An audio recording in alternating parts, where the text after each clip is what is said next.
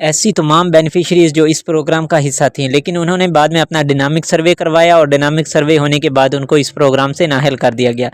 आखिर क्या वजह बनी कि उनको इस प्रोग्राम से नाअहल होना पड़ा? और उसके अलावा वो तमाम तर बेनिफिशरीज़ जो अपना सर्वे करवाती हैं, सर्वे भी अपनी डेट पे अपने टाइम पे करवा लेते हैं, लेकिन उसके बावजूद उनको इस प्रोग्राम से नाअहल कर दिया जाता है। उनको इस प्रोग्राम से कोई इमदाद नहीं मिलती, ना तो उनको कोई तालीमी वज़ाइफ मिलते हैं, ना उनको नशोनुमा वगैरह के कोई पैसे मिलते हैं। तो इसके अलावा वो तमाम तर बेनिफिशरीज़ जो इस प्रोग्राम में शामिल होना चाहते हैं, सर्वे करवाना चाहते हैं, क्या उनको डायनामिक सर्वे करवाना चाहिए या ऑनलाइन अपना सर्वे कंप्लीट करवाएं और उनको इस प्रोग्राम में शामिल कर लिया जाएगा? तमाम तर बेनिफिशरीज़ के लिए 5 बातें बहुत ज़रूरी हैं। अगर वो इन बातों पर अमल कर लेते हैं तो उनको बेनज़ीर इनकम सपोर्ट प्रोग्राम में भी अहल कर लिया जाएगा और उनको इमदाद भी इंशाल्लाह ज़रूर मिलना शुरू हो जाएगी।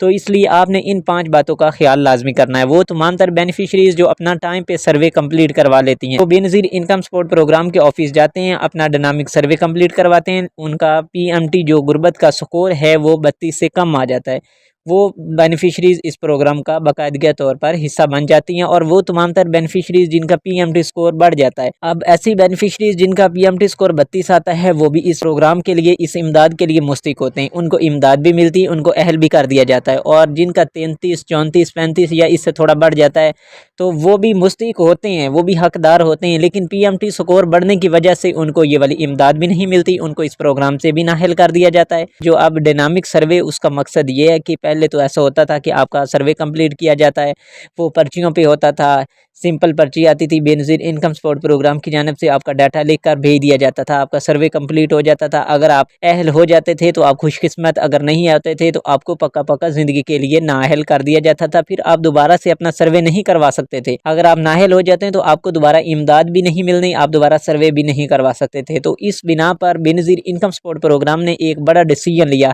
कि आखिर वो तमाम तर बेनिफिशरीज़ जो किसी भी वजह सर्वे के दौरान बेनज़ीर इनकम सपोर्ट प्रोग्राम से नाअहल हो चुके हैं, अब उनको दोबारा से इस प्रोग्राम में शामिल किया जाएगा। वो मुस्तहिक़ हैं, हकदार हैं, उनको ये वाली इमदाद मिलनी चाहिए, वो इसके हकदार भी हैं। तो उनके लिए आखिर क्या सिस्टम लाया जाए कि वो अब दोबारा से इस प्रोग्राम में शामिल हो जाए? तो उसको दोबारा से लगाने के लिए उन्होंने डायनामिक सर्वे को शुरू किया। डायनामिक सर्वे के ज़रिए अगर आपका पीएमटी स्कोर बढ़ता है तो आप 2 साल के लिए नाअहल हो जाते हैं और 2 साल के बाद आप दोबारा से सर्वे करवा लेते हैं। और अगर पीएमटी स्कोर 32 से कम आता है तो आपको इस प्रोग्राम में अहल कर दिया जाता है और 3 साल के बाद फिर आपका डायनामिक सर्वे होता है।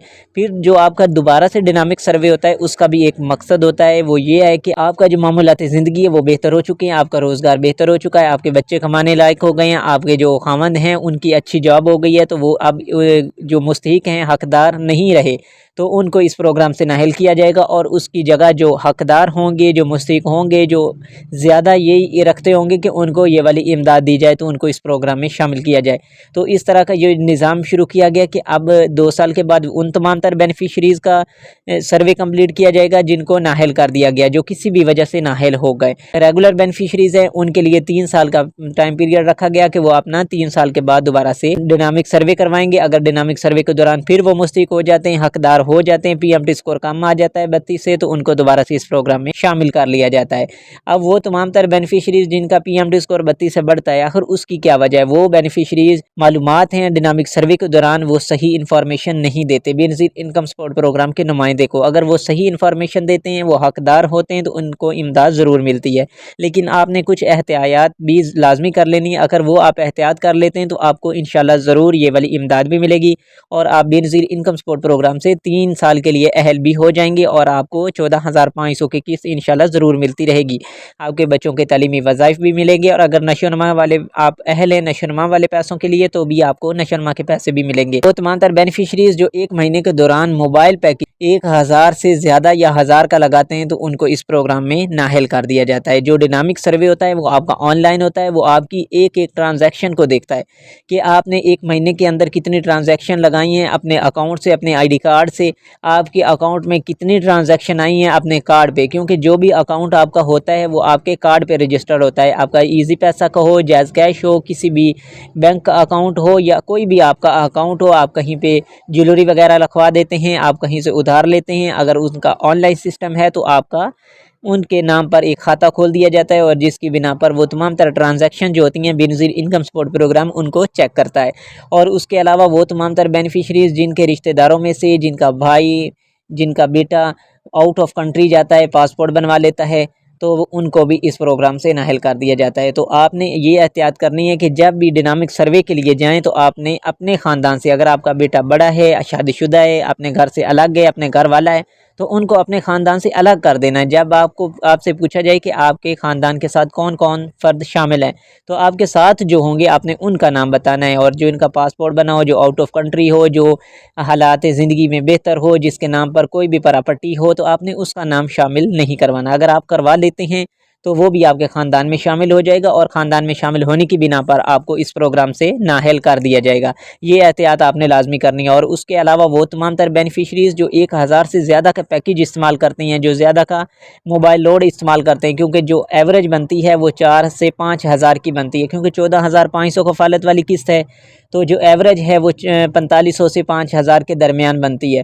अगर वो 1000 का पैकेज लगा लेते हैं तो वो राशन कहाँ से लेंगे? वो अपने घर की जो ज़रूरियात ज़िंदगी हैं, आटा, दाना, और उसके अलावा बच्चों के जो हालात हैं, और उसके अलावा बच्चों की जो ज़रूरियात हैं वो किस तरह से पूरी करेंगे? तो वो इस बात से अंदाज़ा लगा लेते हैं कि एक बंदे के पास इतना सरमाया है कि वो 1000 रुपये का बैलेंस इस्तेमाल कर रहा है, तो आखिर उसके पास इतना सरमाया है तो वो ये वाला इस्तेमाल कर रहा है ना। तो इसके लिए वो उन तमाम तर ख़ानदान और उन तमाम तर बेनिफिशरीज़ को भी इस प्रोग्राम से नाअहल कर देते हैं। और ऐसी बेनिफिशरीज़ जिन्होंने उम्रा किया या आउट ऑफ कंट्री का सफ़र किया, तो उनको भी इस प्रोग्राम में शामिल नहीं किया जाता, क्योंकि उनका पासपोर्ट आउट ऑफ कंट्री का बना होता है कि उन्होंने ट्रैवल किया है, और उनकी ट्रांजैक्शन हिस्ट्री भी शो हो रही होती है। क्योंकि बेनज़ीर इनकम सपोर्ट प्रोग्राम सिर्फ उन बेनिफिशरीज़ को पैसे देता है जो मुस्तहिक और हकदार होते हैं, कि उन्होंने ना तो कहीं बैरून मुल्क सफ़र किया, ना उन्होंने बड़ी को ट्रांजैक्शन अपने अकाउंट्स में लगाई, ना ही उनके बहुत ज़्यादा अकाउंट्स ओपन है, ईज़ी पैसा, जैज़ कैश या अदर कोई भी बैंक अकाउंट्स मौजूद हों। और एक बात, अगर आपने किसी को अपनी सिम निकलवा के दी है, आप कहते हैं कि हमारे नाम पे कोई ईज़ी पैसा, जैज़ का या मोबाइल अकाउंट या बैंक अकाउंट नहीं मौजूद, आपने किसी को अकाउंट ओपन करवा के दिया हुआ है, कि वो आपसे कहता है कि हमें अकाउंट ओपन करवा दे, हमारा आईडी कार्ड नहीं बना, एक्सपायर है, फ़लाँ वजह है, फ़लाँ वजह है, तो आप उनको अपना अकाउंट अपने नाम पे ओपन करवा के दे देते हैं। वो उस अकाउंट को इस्तेमाल कर रहा होता है, इस्तेमाल वो कर रहा होता है, लेकिन ट्रांजैक्शन हिस्ट्री जो होती है वो आपकी बन रही होती है। तो बेनज़ीर इनकम सपोर्ट प्रोग्राम वो तमाम तर ट्रांजैक्शन हिस्ट्री को देखता है, और उस हिस्ट्री को देखने के बाद आपका जो सर्वे है उसको कंप्लीट करता है, क्योंकि 6 महीने का टाइम होता है बेनज़ीर इनकम सपोर्ट प्रोग्राम के पास। और उस 6 महीने के अंदर वो तमाम तर जो बेनिफिशरीज़ होती हैं जिसके नाम पर वो डायनामिक सर्वे कंप्लीट हुआ होता है, उसकी ट्रांजैक्शंस चेक की जाती हैं। अगर उन ट्रांजैक्शन में वो कंप्लीट हो जाता है, वो हकदार ठहरता है, तो उनको इस प्रोग्राम में अहल कर दिया जाता है, वरना उसको नाअहल कर दिया जाता है। तो आपने इन तमाम तर जो बातें हैं इनका ख्याल रखना है। सर्वे के दौरान आपने सही इन्फॉर्मेशन मुहैया करनी है, और अगर आपके ख़ानदान में कोई ऐसा फ़र्द है जो सरमायादार है, तो उसको अपने ख़ानदान से अलग करने के बाद ही आपने इन्फॉर्मेशन मुहैया करनी है, ताकि आप अगर मुस्तहिक होते हैं तो आपको इस प्रोग्राम से इमदाद मिल सके। तो डायनामिक सर्वे आप जब करवाएंगे तो आपको 6 महीने के अंदर इस प्रोग्राम में शामिल कर लिया जाएगा। अगर फ़र्ज़ करो आप नाअहल भी हो जाते हैं, तो आप उन्हें परेशान नहीं होना, 2 साल के बाद दोबारा आप सर्वे करवाएंगे, और सर्वे करवाने के बाद इस प्रोग्राम में शामिल हो सकते हैं। और एक सर्वे जब आप करवा लेंगे, नाअहल हो जाते हैं, तो उसके बाद फ़ौरन आपने दूसरा सर्वे कंप्लीट नहीं करवाना। अगर करवा लेते हैं तो उसका आपको फ़ायदा नहीं होने वाला, ज़लालत होगी, ख्वारी होगी, और आपके सिर्फ चक्कर ही होंगे, किराया होगा। जो डेट आएगी आप 8171 पोर्टल से चेक कर सकते हैं कि आपकी जो नेक्स्ट सर्वे की तारीख है वो कब से आ रही है। जो तारीख शो हो रही होगी आपने उस तारीख को जाना है। बेनज़ीर इनकम सपोर्ट प्रोग्राम के ऑफिस अपना आईडी कार्ड, अपने बच्चों का बे फार्म और बिजली के बिल की फ़ोटोकॉपी, ये तमाम चीज़ें लेकर जाएंगे और अपना सर्वे कंप्लीट करवा लेंगे और सही इन्फॉर्मेशन मुहैया करेंगे। और वो तमाम तर बेनिफिशरी जो इस वजह से परेशान है कि हमारे वैलेट अकाउंट नहीं ओपन हो रहे हैं, हमें सिमें दी जा चुकी हैं लेकिन हमारे जो अकाउंट्स हैं वो अभी तक ओपन नहीं हुए, तो वो जल्द ओपन हो जाएंगे। अभी सिम डिस्ट्रीब्यूशन मरहला चल रहा है, जैसे ये वाला कंप्लीट होगा तो आपके अकाउंट्स ओपन हो जाएंगे और आइंदा जो किस्त होगी 14,500 आपकी वैलेट अकाउंट के ज़रिए से आएगी। आपके बच्चों के वज़ाइफ भी वैलेट अकाउंट में आएंगे, नशरमा वाले पैसे भी वैलेट अकाउंट में आएंगे। ये तमाम तर ट्रांजैक्शन जो है अब आपके वैलेट अकाउंट में हुआ करेंगी।